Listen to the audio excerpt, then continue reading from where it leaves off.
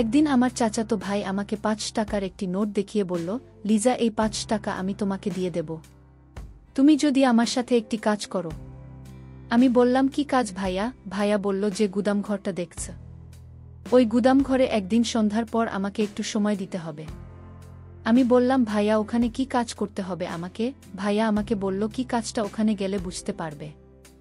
এরপর আমি ভাইয়ের কথামতো একদিন সন্ধ্যার পর গুদামঘরে গেলাম। গুদামঘরে যাওয়ার পর ভাইয়া আমার সাথে যা করল তা শুনলে তোমাদের পানি চলে আসবে। তাহলে বন্ধুরা আর কথা না বাড়িয়ে চলুন গল্পটি শুরু করি। তবে গল্পটি শুরু করার আগে তোমাদের কাছে আমার বিশেষ অনুরোধ, তোমরা অবশ্যই আমার চ্যানেলটি সাবস্ক্রাইব করে পাশে থাকা বেলাল বাটনটি অন করে রাখবে করবে, কারণ তোমাদের জন্য রাত জেগে অনেক কষ্ট করে আমি ভিডিও তৈরি করি। প্রথমে বলে নিই, আমার পুরো নাম হচ্ছে নসীন আক্তার লিজা, তবে পরিবারের সবাই আমাকে লিজা বলে ডাকে। আমার বর্তমান বয়স ২২ বছর। কিন্তু আমি তোমাদেরকে এখন যে গল্পটি বলব সেটি যখন আমার বয়স ছিল তখন আনুমানিক ১২ কি ১৩ বছর। আমার ভাইয়ের নাম রাসেল। সে আমার আপন ভাই না, চাচাতো ভাই হয় সম্পর্কে। বয়সে আমার থেকে ৩৪ বছরের বড় হবে। রাসেল ভাই আমাকে ছোটবেলা থেকেই খুব আদর করত। আমাকে চিপস, বিস্কিট, লজেন্স আরও অনেক জিনিস কিনে দিত। আমিও ভাইয়াকে খুব ভালোবাসতাম। আমার যখন বয়স ৮ থেকে ৯ হবে তখন আমি একটি আমবাগানে আরও অন্যান্য মেয়েদের সাথে দৌড়াদৌড়ি করছিলাম। তখন ভাই আমাকে বলল, লিজা, একটু এদিকে আসো। আমি বললাম, ভাইয়া কেন? ভাইয়া আমাকে বলল, একটু দরকার আছে তোমাকে, একটু তাড়াতাড়ি আসো। ভাইয়া ডাক শুনে আমি তাড়াতাড়ি ভাইয়ের কাছে গেলাম। ভাইয়া তখন আমাকে একটি আম গাছ দেখিয়ে বলল, লিজা, ওই যে গাছে দেখা যাচ্ছে অনেক পাকা পাকা, তুমি কি ওই গাছের পাকা আম খেতে চাও? সত্যি কথা বলতে কি, ওই গাছের পাকা আম দেখে আমার লোক লেগে যায়। আমি তখন ভাইয়াকে বললাম, ভাইয়া আমি খাবো, কিন্তু পারবো কি করে? পাকা আম তো অনেক উপরে। তখন ভাইয়া বলল, লিজা, আমি হাত বাড়িয়ে আমি ধরতে পারছি না, তবে আম খাওয়ার একটি উপায় আছে। আমি বললাম, ভাইয়া কি উপায়? কিভাবে পাকা আমগুলো পাওয়া যায় একটু বলো না, আমি খাবো। গাছের মধ্যে পাকা আম ঝুলে রয়েছে আর তা দেখতে খুব সুন্দর লাগছে। আমার মনে হয় আমগুলি খুব মিষ্টি হবে। আসলে আমগুলি দেখে আমার খুব খেতে ইচ্ছে করছিল। আমার কাজটা ছিল খুব সুন্দর। মনে মনে ভাবলাম যে করেই হোক আমি এই আমগুলি খাব। আমি ভাইকে বললাম, ভাইয়া কিভাবে আমগুলো পারা যায়? ভাইয়া বলল, লিজা, তুই এক কাজ করো, আমি তোমাকে উঁচু করে ধরি, তারপর তুমি হাত বাড়িয়ে আমগুলো পারে। আমি আমগুলো ছাড়তে পারলাম না। আর ভাইয়া মনে মনে যে অন্যরকম চিন্তা সেটি আমি তখন বুঝতে পারি নাই। এরপর ভাইয়া যেভাবে বলছেন আমি সেভাবেই আমি কাজ করতে শুরু করলাম। এক পর্যায়ে আমরা অনেকগুলো আম পাড়তে সক্ষম হলাম। পাকা আমগুলো পাড়ার পর সেখানে আমরা পেট ভরে খেলাম। আম খাওয়া শেষ হলে ভাই আমাকে বলল, লিজা, এবার আম খাওয়া হয়েছে, তোমার পেট ভরছে, তুমি খুব মজা পেয়েছে। আমি বললাম, জি ভাইয়া। আমগুলো সত্যি খুব মিষ্টি ছিল। তারপর ভাইয়া বলল, তাহলে চলো এবার বাড়ি চলে যাই। এরপর ভাইয়া আমি বাড়ি চলে আসলাম। এইভাবে ভাইয়ের সাথে আমার নিত্য নতুন মজার মজার ঘটনা ঘটত। ভাইয়া খুব ভালো ভালো জিনিস আমাকে এনে দিত। এজন্যই ভাইয়াকে আমার অনেক ভাল লাগত। ভাইয়ের সকল কথাই আমি মানার চেষ্টা করতাম সবসময়, আর অপেক্ষায় থাকতাম ভাইয়া কখনো বাড়ি থেকে আসে। কারণ আমি জানি ভাইয়া বাহির থেকে আসলে অবশ্যই আমার জন্য কিছু না কিছু নিয়ে আসবে। আমার চাচাতো ভাই রাসেল বাজারে একটি মুদির দোকান ছিল। সে একজন মুদি ব্যবসায়ী ছিল। তার দোকানে নতুন নতুন কোনো জিনিস আসলে সে আমাকে দিত। আমি সেগুলো নিয়ে আনন্দে নাচতাম। কারণ তখন আমি খুব ছোট ছিলাম, কিছু বুঝতাম না। ভাইয়া যখন আমাকে কোনো কিছু গিফট করত বা দিত, তখন আমার দিকে অপলক এক দৃষ্টিতে তাকিয়ে থাকত আর মুচকি মুচকি হাসত।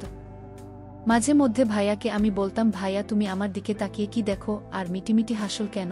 আমার কিন্তু খুব লজ্জা লাগে, তুমি এভাবে আমার দিকে তাকিয়ে থেক না। ভাইয়া তখন বলে, আরে বোকা, আমি তোর দিকে তাকিয়ে দেখি আমার ছোট বোনটা কত বড় হয়ে যাচ্ছে। আমার বোনের মধ্যে আস্তে আস্তে নতুন কিছু হচ্ছে। কি সুন্দর লাগছে আমার ছোট বোনটাকে। আমার বোনটা যখন পরিপূর্ণ বয়স হবে তখন জানি না কত শত ছেলে তার রূপে পাগল হয়ে যাবে। আমি বললাম, ভাইয়া, বেশি হয়ে যাচ্ছে কিন্তু। ভাইয়া বলল, কি বেশি হয়ে যাচ্ছে লিজা, শুনে তো একটু। আমি যা সত্য তাই তো বললাম। ভাইয়ের মুখে এই কথা শুনে আমি রাগে ভাই তাকে কিল ঘুষি মারতে শুরু করলাম। ভাই আমার এই পাগলামি দেখে বলল, আরে বোকা, আমি তো মজা করলাম। আমি কি সত্যি সত্যিই তোমাকে বলেছি নাকি? লিজা, সত্যিই তুমি অনেক ভালো মেয়ে আর খুব সুন্দর কিউট একটা মেয়ে। তারপর আমি একটা মুচকি হাসি দিয়ে বললাম, ভাইয়া তুমি অনেক ভালো। তারপর আমি বললাম, ভাইয়া আমার জন্য আজকে আইসক্রিম আনবে, না আনলে কিন্তু তোমাকে মায়ের দিন। আমি বললাম, আচ্ছা লিজা, তোমার হুকুম ধার্য করা হলো। এই বলে ভাইয়ের দোকানে চলে গেল। তারপর দোকান থেকে আসার সময় ভাইয়া আমার জন্য আইসক্রিম ও অন্যান্য সুন্দর সুন্দর জিনিস নিয়ে আসলো। আমি তো ভাইয়ের থেকে জিনিস পেয়ে খুশিতে নাচতে শুরু করলাম। এইভাবে আমার ছোটবেলার দিনগুলি চলতে লাগল। যখন আমার আনুমানিক 12 কি 13 বছর হবে, তখন একদিন ভাইয়া আমাকে 5 টাকার একটি নোট দেখিয়ে বলল, লিজা, তুমি যদি আমার একটি কথা রাখ তাহলে এই 5 টাকা আমি তোমাকে দিয়ে দেব। আমি বললাম, ভাইয়া তোমার সব কথাই তো আমি শুনি, তারপরেও বলো কি কথা শুনলে তুমি আমাকে 5 টাকা দিয়ে দেবে? ভাইয়া তখন বলল, কথাটা এখানে বলা যাবে না, চলো আমরা ওই দিকে চলে যাই। আমি বললাম, ঠিক আছে ভাইয়া, চলো ওই দিকে। তারপর ভাইয়া আমি ওই দিকের একটা ঘরের পিছনে চলে গেলাম। চলে যাওয়ার পর ভাইয়া আমার কানে ফিসফিস করে বলল, লিজা, ওই যে গুদাম ঘরটা দেখা যাচ্ছে, ওই গুদাম ঘরে তুমি আমার সাথে যাবে এবং সেখানে আমরা কিছুক্ষণ সময় একটি কাজ করব। যদি তুমি আমার সাথে কাজটি করতে পারো তাহলে এর বিনিময়ে তোমাকে আমি 5 টাকা দিয়ে দিব। আমি বললাম, ভাইয়া কি কাজ? ভাইয়া বলল, সেখানে গেলেই তুমি কাজটি বুঝতে পারবে, তবে কাজটি খুব কঠিন নয়, খুব সহজ। আমি বললাম, ভাইয়া যদি কাজটি সহজ হয় তাহলে আমি করতে রাজি আছি। এদিকে আমাদের বাড়িতে খুব একটা মানুষ নেই, আমাদের বাড়িটা সবসময় নীরবে থাকত। তাছাড়া সন্ধেবেলা আমাদের বাড়ি একেবারে নীরব থাকত। তারপর ভাইয়া আমাকে বলল, কি লিজা, আমার কথা তুমি রাজি আছ তো? ভাইয়া, তোমার কথায় কি আমি রাজি না হয়ে পারি? তবে ভাইয়া, সেখানে আমরা কি কাজ করব? তখন ভাইয়া বলল, আর এলিজা, ভয়ের কিছু নেই, সেখানে গেলেই তো বুঝতে পারবে। আমি বললাম, আচ্ছা ঠিক আছে ভাইয়া। তারপর সন্ধ্যাবেলায় আমি ঘরে পড়তে বসলাম। হঠাৎ দেখি ভাইয়া জানালার পাশ দিয়ে আমাকে ইশারা দিচ্ছে। আমি ভাই ইশারা পেয়ে ভাইয়ের কাছে চলে আসলাম। ভাইয়া আমাকে নিয়ে সোজা গুদাম ঘরে চলে গেল। গুদাম ঘরে আমি এসে পুরো অবাক হয়ে গেলাম। আমি সেখানে এসে দেখি গুদাম ঘরের ভিতরে চারদিকে ফুল দিয়ে সাজানো, আর মাঝখানে একটা চৌকি ছিল। এই চৌকিতে অনেকগুলো ফল কেটে সুন্দর করে সাজিয়ে রেখেছে। আমি বললাম, ভাইয়া, এসব দিয়ে তুমি গুদাম ঘরে কি করবে, আর আমি বা এখানে কি করব? তখন ভাই আমাকে বলল, একটু অপেক্ষা করো, তাহলে তুমি সবই বুঝতে পারবে। তারপর আমি বললাম, আচ্ছা ঠিক আছে ভাইয়া। তারপর ভাই আমাকে বলল, লিজা, আমি তোমাকে একটা কথা বলবো, আর এই কথাটা 7 বার বলে এই ফলগুলো উপর একটি ফু দিবে। তারপর তুমি আমাকে এই ফলগুলি খাইয়ে দেবে, কিন্তু মাঝখানে ফলটা যে দেখছো, এই ফলটা আমি তোমাকে খাইয়ে দিব, কিন্তু একটা শর্ত হলো, এই ফলটি খাওয়ার পর বীজগুলো তুমি আমাকে দিয়ে দেবে। আমি বললাম, ঠিক আছে ভাইয়া। তারপর আমি ভাইকে বললাম, ভাইয়া, আমি যদি এইটুকু কাজ করতে পারি তাহলে তুমি কি আমাকে 5 টাকা দিয়ে দেবে? ভাইয়া মুচকি হেসে বলল, হ্যাঁ লিজা, তুমি যদি এই কাজটুকু করতে পারো তাহলে তোমাকে আমি 5 টাকার নোট দিয়ে দেব। আমি ভাইয়ের কথায় অনেক খুশি হয়ে গেলাম। এটা তো আমার জন্য কোনো ব্যাপার না, কিন্তু আমি বুঝতে পারছিলাম না যে এই কাজটাই আমার জীবনের সবচেয়ে বড় ভুল কাজ হতে যাচ্ছে। তারপর আমি ভাইয়ের কথা মতো আমাকে উনি একটি মন্ত্র শিখিয়ে দিলেন। সম্ভবত এটা কোনো হিন্দু ধর্মী মন্ত্র হবে মনে হয়। এই মন্ত্রটি 7 বার পরে ফলগুলোতে ফু দিলাম। 7 বার ফু দেওয়ার পর ভাইয়াকে আমি সবগুলো ফল খাইয়ে দিলাম, কিন্তু মাঝখানে ফোনটা রেখে দিলাম।